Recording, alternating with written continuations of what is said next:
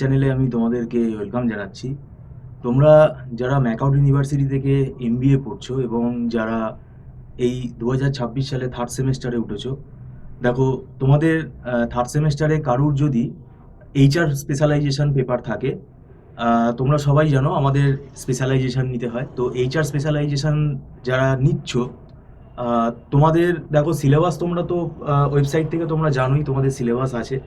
আমরা যেটা বলতে চাইছি যে আমাদের এইচআর স্পেশালাইজেশনের কিন্তু ক্লাস শুরু হচ্ছে এখন।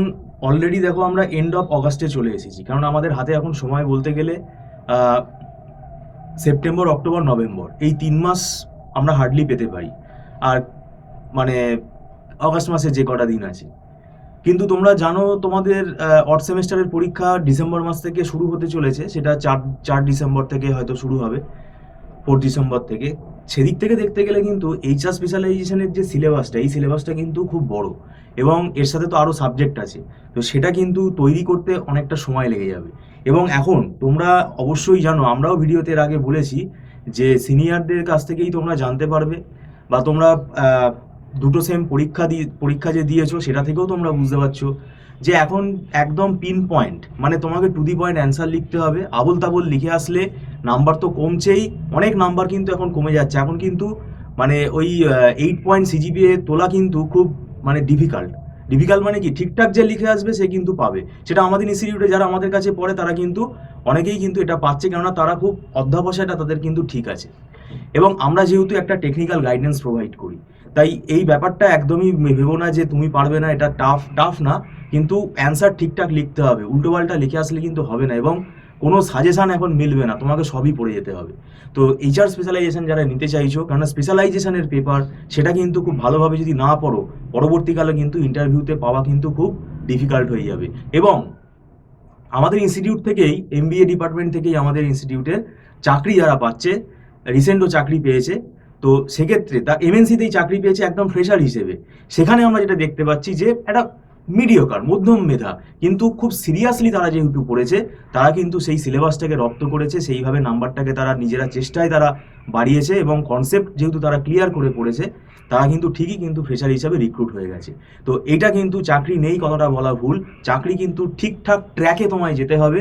তুমি এমবিএ করছো মানেই যে তোমাকে চাকরিতে নিয়ে নেবে, এটা কিন্তু দিন চলে গেছে। এটা ভাবনাটা কিন্তু একদমই ভুল। এই ভাবনাটাই কিন্তু তুমি হয়তো ধরে বসে আছো যে আমি পাস তো ঠিক করে বেরিয়ে যাব, আমার কাছে তো এআই আছে, টিউটোরিয়াল ভিডিও আছে, এগুলো দেখে আমি পেয়ে যাব। সেটা ভালো, কিন্তু সেই শর্টকাটটা কিন্তু নিতে গেলে তার নেগেটিভ এফেক্টটাও কিন্তু মাথায় রাখতে হবে। তুমি হয়তো পাস করে যাবে, এমএনসি কিন্তু তোমাকে মুখ দেখে নেবে না। এটা কিন্তু মাথায় রাখতে হবে, কথাটা কিন্তু মনে রাখতে হবে, কারণ এটা খুব টাফ টক, এটা কিন্তু মানতেই হবে। কারণ এমএনসি কিন্তু মুখ দেখে নেবে না, কারণ এমএনসি যাকে একজন ফ্রেশারকে যে নিচ্ছে, তাদেরকে আমরা পড়িয়ে দেখেছি, তারা যে খুব যে বিশাল একদম পুরো টপ নচ মানে স্টুডেন্ট, হাই মানে তাদের ব্যাকগ্রাউন্ড, সেটা না, একদম মিডিওকার স্টুডেন্ট। তার মানে কি, তাদেরকে রাইট ট্র্যাকে নিয়ে আসাটার দায়িত্ব হচ্ছে টিচারের। তারা নিজেরাও কিন্তু সিরিয়াস, শুধু যে টিচার সেখানে এফর্ট দিয়েছে তা না, তারা নিজেরা সিরিয়াস। তারা নিজেরা কিন্তু ঠিকঠাকভাবে পড়াটা করেছে এবং তারা সেইভাবে পারফর্ম করতে পেরেছে ইন্টারভিউ টেবিলে। তাই যারাই এমবিএ পড়ছো, তোমাদের টার্গেট হওয়া দরকার ইন্টারভিউ টেবিল। সেখানেই কিন্তু আসল খেলাটা হবে, এবং সেটাই কিন্তু দরকার। মানে সেটা যদি ঠিকভাবে প্রিপেয়ার না করতে পারো, এখন হয়তো মনে হচ্ছে যে এখন শর্ট টার্ম গোল হচ্ছে তোমার পরীক্ষায় পাস করা, সেই শর্ট টার্ম গোলটা কিন্তু দেখলে হবে না। এবং এইচআর স্পেশালাইজেশনে কিন্তু, এইচআরে তো এমনি জব অনেক কম, কম্পিটিশান অনেক হাই, সেই জন্য কিন্তু এইচআর স্পেশালাইজেশনে তোমাকে যদি নেয়, তাহলে কিন্তু খুব ভালোভাবে কিন্তু ইন্টারভিউ ক্র্যাক করতে হবে, নাহলে কিন্তু অসুবিধায় পড়তে হবে। পরীক্ষার কথা আমি ছেড়ে দিলাম, পরীক্ষার কথা আমরা অনেক বলেছি। সেটাতে স্টুডেন্টরা বেশিরভাগই ওই টিউটোরিয়াল, এআই এসব দেখে তারা হয়তো মেকআপ করবে, কিন্তু সেটা লং টার্মে গিয়ে কিন্তু তাদেরকে মুশকিলে পড়তে হবে। আমাদের কাছে পড়তে না আসলে তাতে আমাদের কিছু যায় আসে না, কিন্তু যেটা তোমাদের গাইডেন্স, সেই গাইডেন্সটা আমরা কিন্তু প্রোভাইড করলাম। আমাদের এইচআর স্পেশালাইজেশনের পড়া শুরু হয়ে যাচ্ছে।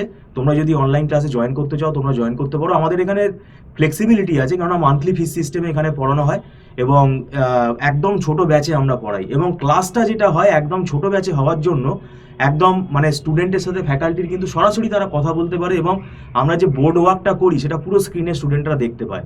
এবং এই যে পেপারগুলো, এই পেপারগুলোর যে রিলেভেন্ট নোটস, সেগুলো কিন্তু দেখো, শুধু বই পড়ে তুমি কতগুলো বই কিনবে এইচআরের, এর যে নোটসগুলো আছে সেই নোটসগুলো কিন্তু খুব রিলেভেন্ট নোটস এবং খুব ইজিভাবে তৈরি করা, যেগুলো কিন্তু খুব রেয়ার। সব সবার কাছে কিন্তু এই নোটস অ্যাভেলেবেল না। আমাদের কাছে যারা পড়ে তাদেরকে কিন্তু এই নোটসগুলো আমরা প্রোভাইড করি। এইগুলোই কিন্তু তাদের পরীক্ষাতে ব্যাপারটা আরও ইজি করে দেয়, তাদের পড়তে আরও সুবিধা হয়। যাই হোক, তোমরা যদি এইচআর স্পেশালাইজেশন এমবিএ যদি পড়তে চাও থার্ড সেমিস্টারের যে সাবজেক্টগুলো রয়েছে, তাহলে তোমরা স্ক্রিনে দেওয়া নাম্বারে যোগাযোগ করতে পারো। সম্পূর্ণ ভিডিওটা দেখার জন্য তোমাদেরকে আমি ধন্যবাদ জানাচ্ছি। Thank you so much.